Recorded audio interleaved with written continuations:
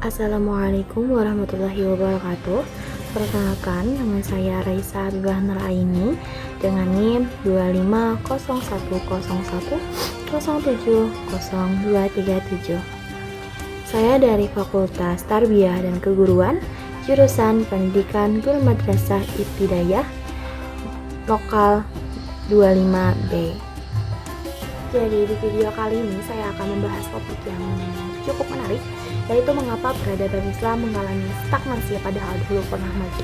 Sebagai fokus pembahasan, saya mengambil kajian dari jurnal karya Nurul Fatihah tahun 2021 yang berjudul Peradaban Islam Masa Dinasti Abbasiyah Periode Kemunduran.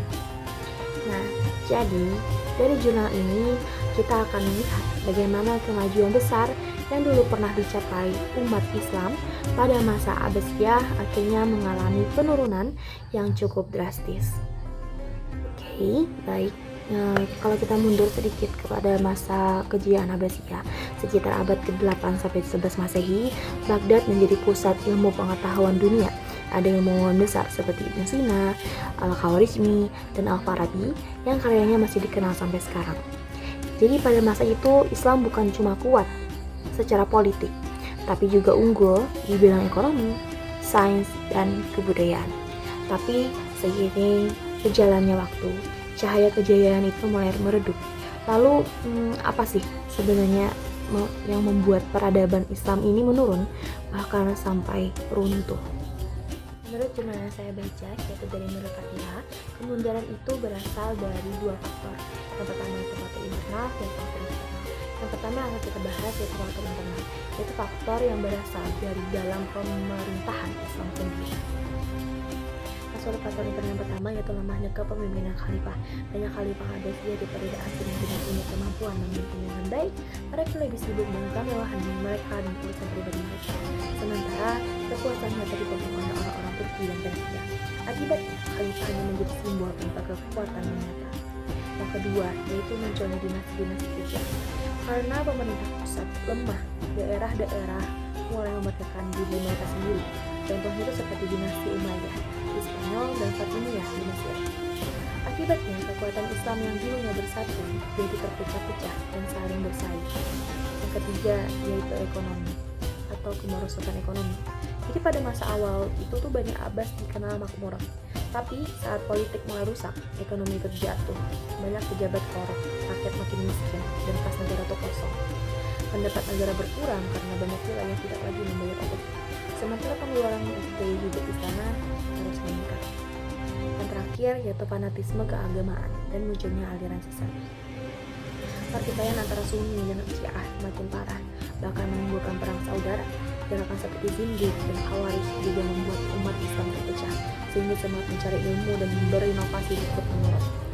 Jadi yang kalau misalnya kita simpulkan dari faktor ini adalah yang pertama itu kepemimpinan yang lemah, yang kedua disintegrasi politik, yang ketiga itu ekonomi runtuh, yang keempat konflik keagamaan, dan yang terakhir tadi jatuhnya stabilitas negara. Oke, karena tadi kita sudah membahas faktor internal, yaitu faktor penyebab kehancuran dari dalam. Sekarang kita akan lanjut ke faktor eksternal, yaitu ancaman dari luar yang menyebabkan atau mempercepat kehancuran. Oke, yang pertama dari faktor eksternal itu adalah perang salib.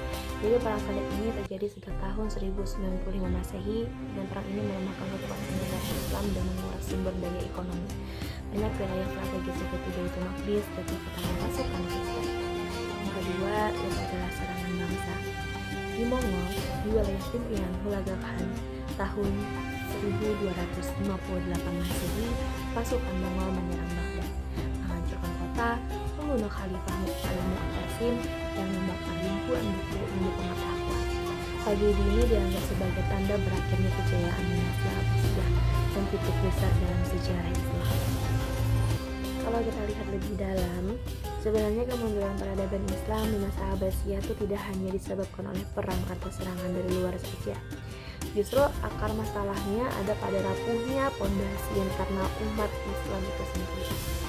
Sebuah peradaban Islam bisa hancur bukan hanya karena dihantam musuh, tapi karena hilangnya semangat dari dalam dirinya sendiri. Pada masa kejayaan, umat Islam menjadikan ilmu sebagai cahaya kehidupan. Tapi ketika semangat mencari ilmu mulai pudar, ketika jabatan dan kekuasaan lebih diutamakan daripada akhlak dan keadilan, dan di saat itulah kemudian mulai tumbuh perlahan-lahan. Kepemimpinan yang lemah, politik yang kotor, dan fanatisme golongan membuat umat terpecah dan kehilangan arah.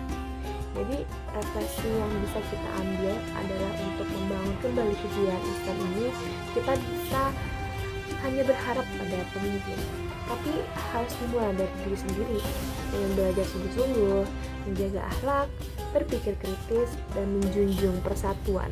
Maka semangat kejayaan itu bisa hidup kembali, bukan sekedar kenangan dalam buku sejarah, tapi menjadi kenyataan baru di masa depan. Oke, baik. Sekarang kita sudah di penutup. Jadi sebagai penutup di masa tadi kita bisa simpulkan bahwa kemunduran peradaban Islam di masa dinasti Abbasiyah merupakan akibat dari gabungan antara kelemahan internal dan tekanan eksternal. Faktor internal seperti lemahnya kepemimpinan, korupsi, kemerosotan ekonomi, dan perpecahan politik, ditambah faktor eksternal seperti perang salib dan serangan bangsa Mongol menjadi sebab utama runtuhnya peradaban Islam yang dulu begitu gemilang. Jadi peradaban Islam tidak akan bangkit dengan harta atau kekuasaan, tapi dengan ilmu, akhlak, dan kepemimpinan yang adil. Dan perubahan besar selalu dimulai dari langkah kecil, dari diri sendiri, dari hati yang tulus untuk memperbaiki. Sumber video ini saya ambil dari Nurul Fatihah, Peradaban Islam Masa Dinasti Abbasiyah Periode Kemunduran, Historia, Jurnal Pendidikan dan Sejarah, Vol 7, nomor 1, tahun 2021. Terima kasih sudah menonton video saya. Semoga video ini bisa membuat atau membuka wawasan kita semua bahwa Islam bukan hanya tentang masa lalu, tapi juga tentang masa depan yang bisa kita bangun bersama. Sekian dari saya. Wassalamualaikum warahmatullahi wabarakatuh.